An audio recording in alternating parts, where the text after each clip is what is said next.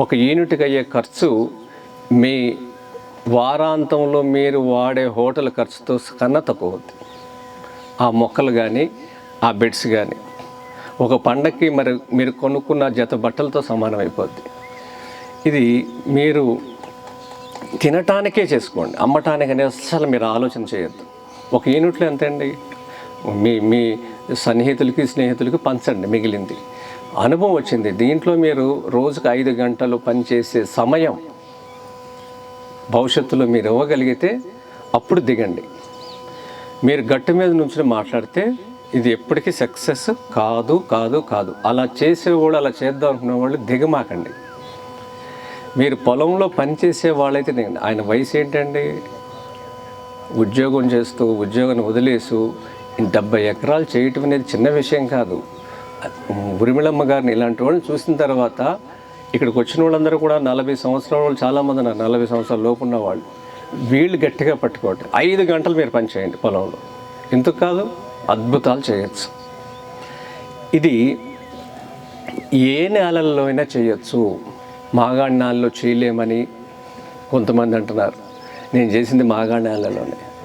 రంగప్రసాద్ గారు, రాజవర్ధన్ రెడ్డి గారు వీళ్ళంతా వచ్చారు మన పొలానికి, చూశారు. లాస్ట్ టైం నవంబర్లో మీరు వచ్చారు కదండి, శశిధర్ గారు వీళ్ళంతా వచ్చారు. ఇసుక నేలలో చేయొచ్చు, ఎత్తు నేలలో చేయొచ్చు, ఇలాంటి నేలల్లో చేయొచ్చు, ఎక్కడైనా చేయొచ్చు, ఎక్కడైనా చేయొచ్చు, ఎక్కడైనా చేయొచ్చు.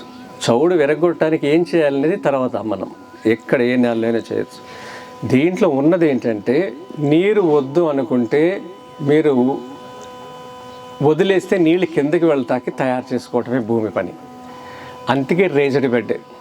మీరు మాగాణిలో చేసినా రేజ్డ్ బెడ్ వేయాలి, మెట్ట భూమిలో చేసినా, ఎత్తు నేలలో చేసినా రేజ్డ్ బెడ్ వేయాలి. రేజ్డ్ బెడ్ ఎందుకంటే అక్కడ ఉన్న రూట్ క్రాప్స్కి నీళ్లు నిలబడకూడదు. పసుపు పెడతాము, అల్లం పెడతాము, బీట్రూట్ పెడతాం, క్యారెట్, నీళ్లు నిలబడకూడదు. ఫ్లాట్గా ఉంటే ఉంది, ఎత్తు పలినప్పుడు నీళ్ళు నిలబడతాయి, అవి రూట్ క్రాప్స్ దెబ్బతింటాయి. అందుకే మనం రేజ్డ్ బెడ్ వేసుకోవటం వల్ల మనకి వర్షాకాలంలో మనకి పంట నష్టం జరగదు. ఇది ఎక్కడైనా సరే వేసుకోవాల్సిన నియమం, బెడ్స్ వేసుకుని చేయటం అనేది.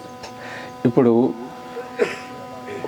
వాతావరణం మనకి అనుకూలంగా ఉంటుంది.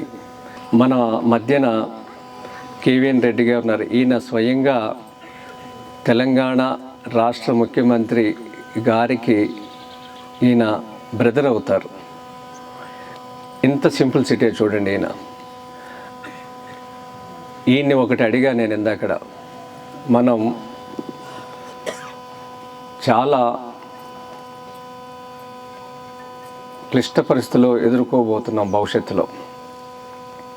ఇది కఠోర వాస్తవం.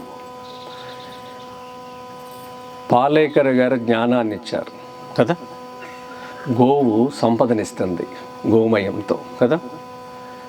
కానీ పాలేకర్ గారు మనందరికీ మన చేలో, మన భూమిలో నీరు ఇవ్వగలుగుతారా? నీరు సప్లై చేయగలుగుతారా పాలేకర్ గారు? చేయలేరు. ఈ నీరు ఎవరు ఇవ్వాలి? వానదేవుడు ఇవ్వాలి కదా. నీటిని ఒక విలువైన వస్తువు కింద మనమందరం గుర్తించాలి. ఈరోజు నీరు లేకపోతే రేపు మనం లేం. 10 రోజులు కాదుగా, 4 రోజులు ఘన పదార్థం భోజనం లేకుండా బతకొచ్చు, నీరు లేకుండా 2 రోజులు బతకలేం కదా. ఇంత నీరుని విలువైన వస్తువు కింద మనం ఎవ్వరం గుర్తించట్లేదు. No water no life. మరి మీరందరూ మీరు పడుకున్న ఇంటి మీద పడ్డ నీరు ఒక్కసారి లెక్కలు కట్టి చూడండి. మీరు పడుకున్న మీరింట్లో, మీరు నివసిస్తున్న ఇంట్లో ఇంటి పైకప్పు మీద పడ్డ నీరు లెక్కలు కట్టి చూస్తే మీరు ఆశ్చర్యపోతారు. ఎవరైనా చెప్పగలుగుతారా ఎంత నీరు వస్తుందో? 2.5 సంవత్సరాలకి ఒక కుటుంబానికి సరిపోద్ది ఆ నీరు, అన్ని అవసరాలకి, తాగటానికి కాదు. మీరు నిత్యం వాడే, ఉదయం లేచిన కాడి నుంచి పడుకునేంత వరకు ఎన్నిసార్లు టాయిలెట్కి వెళ్తారో, ఎన్నిసార్లు ఫ్లష్ యూజ్ చేస్తారో, ఎన్నిసార్లు యూరిన్కి వెళ్తారు, ఎన్నిసార్లు స్నానం చేస్తారు, ఎన్నిసార్లు బట్టలు ఉతుకుతారు, అన్నిటికీ 2.5 years సరిపోద్ది ఆ నీరు. 500 గజాలు నుంచి 150 గజాల నుంచి 500 గజాల్లో నగరంలో ఇళ్ళు 80% ఉన్నాయి. ఈ నీరు మనం ఒడిసి పట్టుకుందాం. దీనికి మీరు ఎక్కడైతే కొలువులు చేస్తున్నారో, ఉద్యోగాలు చేస్తున్నారో, వ్యాపారాలు చేస్తున్నారో, ఒక్కరోజు ఈ భూమి కోసం మీరు కేటాయించండి, ఈ నీటి కోసం కేటాయించండి. శ్రమదానం మీరు తయారు చేసుకుని మీ ఇంటి మీద నీళ్ళని మీరు దాచిపెట్టుకుందాం అనే సంస్కృతి మీకు రావాలి. ఇది మీ పిల్లలు చూడాలి, ఇది మీ పిల్లలు చూడాలి. అందుకని ఇది పెద్ద రాకెట్ సైన్స్ ఏం లేదు, జస్ట్ సెన్స్. మీరు పడుకునే మంచం ఎంత? 4 అడుగులు బై 6 అడుగులు కదండి. ఇది 500 గజాలకి సరిపోతుంది. 150 గజాల నుంచి 500 గజాల విస్తీర్ణంలో ఉన్న ఇంటికి ఈ చోటు చాలు. 4 అడుగులు వెడల్పు, 6 అడుగుల పొడవు. లోతు ఎంత ఉండాలి? లోతు 6 అడుగులు ఉంటే చాలు. ఇది శ్రమదానం చేసి మీరు చేసుకోండి. భూమికి సేవ చేయండి. రుణపడి ఉన్నాం మనం, కృతజ్ఞతాభావంతో చేయాలి. శ్రమదానం చేయండి. చేతులకు కొంచెం బొక్కులు వచ్చినా ఏం కాదు. మీరే పలు కొనుక్కోండి, మీరే పార తీసుకోండి, ఎవరికి వాళ్ళు చేయండి. మనల్ని చూసి రేపు పక్క రాష్ట్రం వాళ్ళు స్ఫూర్తి పొందాలి.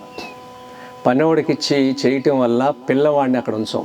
మనం అక్కడికి వెళ్తే మనం పనిచేస్తే పిల్లవాడు ఆ రాళ్ళనే మట్టిని తీసి పైన వేస్తాడు. మీ ఫ్రెండ్స్ అందరికీ చెప్పండి, మీ 4 ఫ్రెండ్స్ని పిలవండి, రేపు వాళ్ళ ఇంటికి మీరు వెళ్ళండి. ఈ ఒక్క పని మనం చేద్దామా? మాకు నీటితో అవసరం లేదు, మాకు ఈ సమాధానాలు ఈ విషయాలు చెప్పమాకండి అంటే వదిలిపెట్టేస్తా. చెప్తాను. ఎంతమంది చేస్తారు చెప్పండి, అప్పుడు చెప్తా.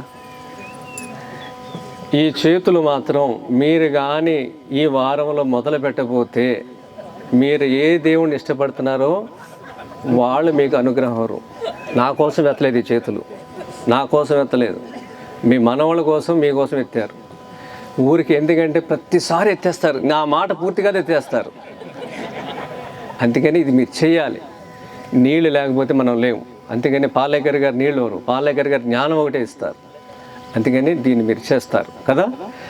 ఎవరైతే ఇక్కడ గేటెడ్ కమ్యూనిటీ వాళ్ళు ఉన్నారో వాళ్ళ దగ్గరికి ఎక్కువ నీళ్లు మనం సేకరించగలుగుతాం. అలాంటి చోట ఏమైనా కావాలంటే నాకు సమయం ఉంటే నేను వచ్చి మీకు నేను చూపిస్తాను. ఇలా నేను 2000 ఇంకుడు గుంటలు ఈ నగరంలో తీశాను నేను స్వచ్ఛందంగా. నాకు ఇష్టమైన పని ఏంటంటే వ్యవసాయం కన్నా నీళ్లు దాచిపెడతాను. నాకు ఇష్టమైన పని, ఆ నీళ్ళు ఎంజాయ్ చేస్తాను నేను. మరిన్ని అప్డేట్స్ కోసం బ్యాక్ టు రూట్స్ యూట్యూబ్ ఛానల్ని సబ్స్క్రైబ్ చేసుకోండి.